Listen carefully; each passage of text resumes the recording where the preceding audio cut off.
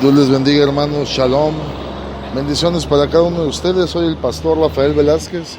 Quiero grabar este audio rápidamente para hablar un poquito acerca de Navidad y el Mesías, hijo de José.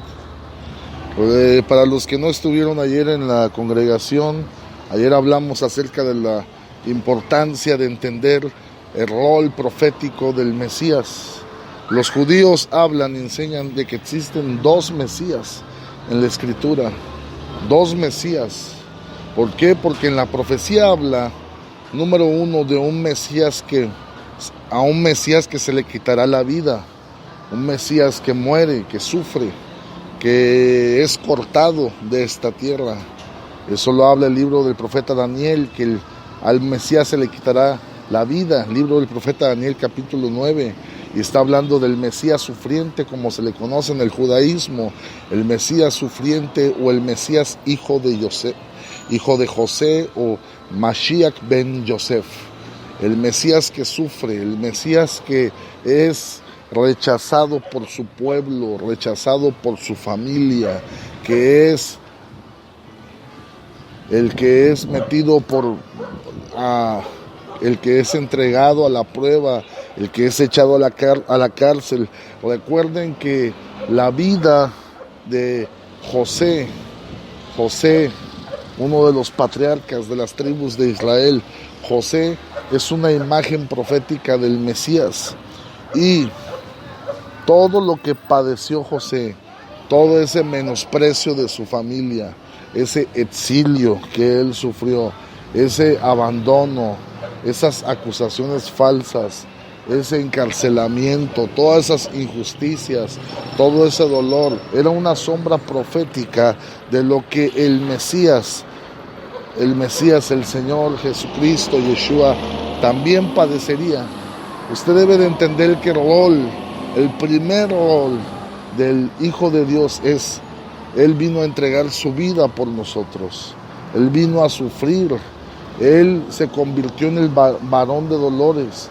Pero debemos de entender que así como José fue llevado a Egipto y fue llevado lejos de su familia, que su familia representa el pueblo de Dios o la nación de Israel, así el Mesías fue llevado a Egipto, y en Egipto aún se le cambia el nombre, y en Egipto Él es levantado como rey y Él da de comer o le da sustento a toda la nación de Egipto y a las naciones aledañas. Todo esto tiene un significado profético escrituralmente. Entonces, hablando de la Navidad, porque yo les quiero decir que a pesar de todo lo que yo les he enseñado, les he hablado, y hemos sabido que aún la Navidad tiene mucho contraste y tiene muchas raíces que no provienen de la cultura santa, de la cultura profética que es del cielo. Aún así, la Navidad ha servido como una luz para las naciones tanto orientales, para las naciones árabes, las naciones también como la India, donde se adoran miles de ídolos, las naciones asiáticas, donde el budismo es la religión oficial, donde el nombre del Mesías no se menciona. La Navidad ha sido una pequeña luz. ¿Qué significa esto? Que Dios sabe lo que hace. Y hasta este día yo entiendo que nada de lo que ha sucedido ha tomado por sorpresa al Creador. Y aunque muchos en la cristiandad y muchos secularmente celebran la Navidad sin saber su trasfondo, sabemos que muchas personas en esta fecha se han acercado al Creador o han podido invocar el nombre del Señor o han podido recordar en sus mentes lo importante que es el Salvador. Todo esto, como se los digo, no ha tomado por sorpresa al Dios Todopoderoso. Y aunque estamos todavía, como se los digo, envueltos en Babilonia, nosotros podemos reconocer que en este tiempo, como se los dije, aunque la Navidad tenga un trasfondo pagano. El Mesías se ha revelado a Egipto a través de esta fiesta. Se ha revelado a las naciones, se ha revelado así como José fue levantado como segundo después de Faraón, aún con una vestidura egipcia, aún con un nombre egipcio, aún con un turbante egipcio o corona egipcia. Él fue levantado como segundo en Egipto para preservar la vida de las naciones. Recuerden que él, como el Mesías, hijo de José, su labor es preservar la vida. Cuando él se revele a sus hermanos, escúchenlo bien, cuando el Mesías se revele a sus hermanos, como José se reveló a sus hermanos, les va a decir: no tengan temor, hermanos. ¿Por qué? Porque sus hermanos, recuerden que lo rechazaron. La nación de Israel, cuando reconozca al Mesías, va a ser un acto muy grande y muy fuerte. Será un tiempo donde dice que ellos van a llorar. Van a llorar porque van a llorar como se llora por un hijo unigénito. Le van a tocar las manos y le van a decir: ¿qué te pasó en tus manos? Y él va a decir: yo fui herido en casa de mis amigos, yo fui herido por ustedes, pero no tengan temor, porque todo esto Dios así lo dispuso para la preservación de ustedes, mi pueblo, hablando de Israel y de las naciones de la tierra. Entonces, aunque la Navidad tenga un trasfondo pagano, como Dios se los ha enseñado, hasta el día de hoy comprendo que Dios sabe lo que hace y que aún con una vestidura egipcia, Él se está revelando, porque la palabra de Dios tiene que llegar hasta todas las naciones y tiene que revelarse, porque la palabra de Dios dice: todo aquel que invocar el nombre del Señor será salvo. Es lógico que tenemos que entender esto, mis hermanos, que cuando alguien llega al cielo, el Creador no le va a decir: ¿sabías que el nombre de mi hijo no es Jesús, es Yeshua? Cuando lleguemos al cielo, el Creador no nos va a decir: ¿sabías que la Navidad era mala? No, hermanos, el Creador no nos va a preguntar esto. El Creador lo único que va a decir es si nosotros conocimos al Salvador y seguimos sus pisadas. Entonces debemos de entender el plan profético del Mesías, hijo de José, el Mesías sufriente, que es la revelación o el entendimiento que tenemos nosotros que abrazar para este tiempo.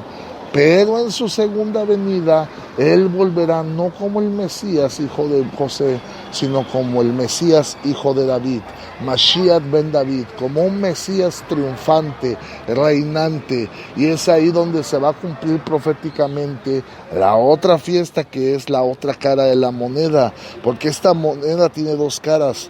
Una es Navidad, que es en esta temporada, y la otra cara de esta moneda es Hanukkah, cuando el ejército, el pueblo de Dios, la minoría, vence al gran ejército del maligno. Este es el cumplimiento de su palabra, así que debemos de entenderlo, debemos de entender el plan profético. No tenemos que ser piedras de tropiezo, hermanos, no tenemos que caer en hipocresía, así como el apóstol Pedro cayó en hipocresía. En Gálatas 2 nos da un ejemplo tan drástico, porque dice que mientras el apóstol Pedro estaba solo con los gentiles, comía con ellos, convivía con ellos, pero dice que cuando llegaron los de la circuncisión, o sea, los judíos, que muchos habían salido del fariseísmo, muchos eran levitas, algunos eran sacerdotes. Cuando llegan los de la circuncisión, como se les llama, dice que el apóstol Pedro ya no se quería juntar con los gentiles. ¿Por qué? Porque usted debe entender que para un judío culturalmente, hasta una vez el apóstol Pedro se los dijo a Cornelio, a su familia, cuando él se presenta delante de ellos, les dice: ustedes saben qué tan desagradable y qué tan repugnante es para un judío estar en medio de los gentiles.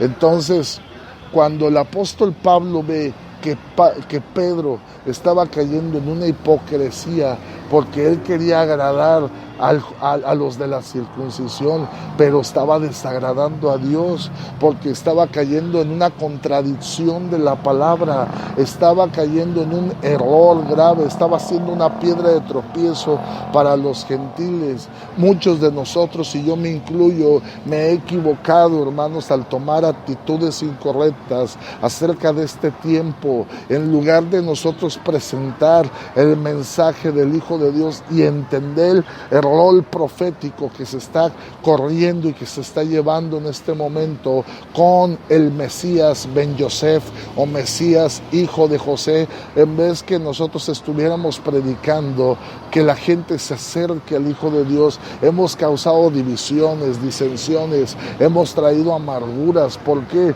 Porque nosotros, el supuesto conocimiento que hemos tenido de las verdades, el conocimiento es poder, usted debe de entenderlo. Y si tú ese conocimiento lo utilizamos de una manera errónea, si lo utilizamos de una manera hiriente, de una manera donde nosotros supuestamente queremos enseñar la verdad se enseña con amor, y el amor son obras, hechos, hermanos, no con palabras persuasivas de humana sabiduría. Eso es el problema que hemos tenido, y yo me incluyo. Y en lugar de ser de edificación y de bendición y ser de entender el rol profético, escúcheme, hemos sido piedras de tropiezo para muchos, y yo me incluyo, y le pido perdón a Dios porque no he entendido que el Mesías por su propio, por iniciativa propia, porque dice la palabra en Isaías 6, el Padre dice: ¿a quién enviaré y quién irá por nosotros? Y el Mesías, el Hijo de Dios, contesta: heme aquí, envíame a mí. ¿A dónde lo envió? A Egipto. Y ahí le tuvo que ser puestas vestiduras egipcias, le tuvo que estar puesta una corona egipcia, le tuvo que ser puesto un nombre egipcio, pero ahí se revela como el sustentador de la vida, como el pan de vida, como el que alimenta a las naciones. Y hermanos, contra eso yo no puedo pelear, contra el Hijo de Dios, pero va a llegar el momento, así como José se revela a sus hermanos, así el Señor Jesucristo se revelará a su pueblo y les va a decir: yo soy Yeshua, Jesucristo, su hermano al que ustedes han rechazado, al que ustedes le han dicho que es un bastardo, al que ustedes han dicho que es hijo de un tal soldado romano Pantera, al que ustedes han dicho que es un impostor, al que ustedes han dicho que no es Yeshua, dicen Yeshú, porque no quieren mencionar su nombre, porque para ellos es una afrenta, no le llaman Yeshua, le llaman Yeshú, y se burlan de él, y el Señor se les va a revelar y les va a decir: no se preocupen, todo esto el Padre lo permitió para la preservación de ustedes mismos, de ustedes, de mi casa, de mi familia y de las naciones. Entonces debemos de entender el plan profético. Ahorita el Señor está trabajando con las naciones, y dice la palabra que Él está permitiendo que se junte la plenitud de los gentiles, todos los que han de ser salvos. Pero yo le tengo una pregunta a usted, hermano. En las naciones musulmanas, hermanos, donde se adora a Alá, escúchenlo bien, la Navidad ha sido una bendición. En mismo Israel dicen los judíos que en Belén de Judá, hermanos, estos tiempos de Navidad, muchos judíos han podido creer en el nombre del Mesías. Usted escúchelo bien, en la India, en Pakistán, en China, en Asia, donde el budismo es la religión, hermanos. Entonces nosotros ¿quiénes somos nosotros para nosotros juzgar lo que Dios ha permitido? Lo ha permitido de alguna manera, ha sido la voluntad permisiva del Creador para que las naciones que estaban en gran oscuridad, luz les resplandezca. Yo me arrepiento delante del Señor y les exhorto a que no seamos piedra de tropiezo más.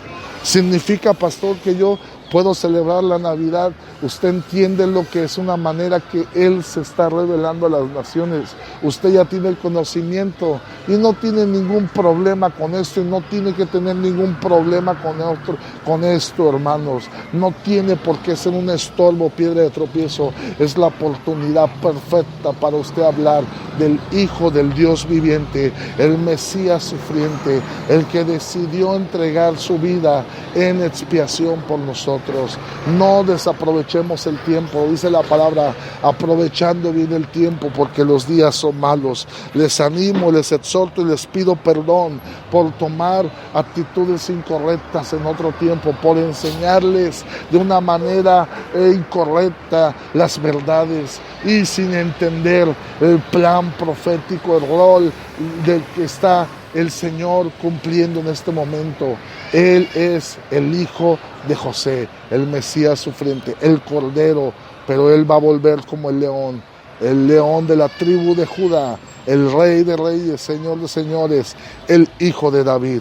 Así que no estorbemos al Señor, sino dejemos que Él obre y que en esta fiesta que muchos le llaman la Navidad, la luz de Cristo pueda alumbrar sus corazones, porque esta ha sido la voluntad permisiva del Padre.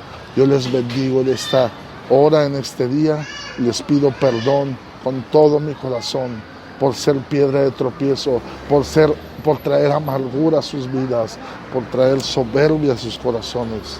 En el nombre del Señor Jesús, yo les bendigo y les mando un fuerte abrazo, y que este tiempo puedan estar reunidos con sus familias, con sus casas, y que Dios me les bendiga a todos.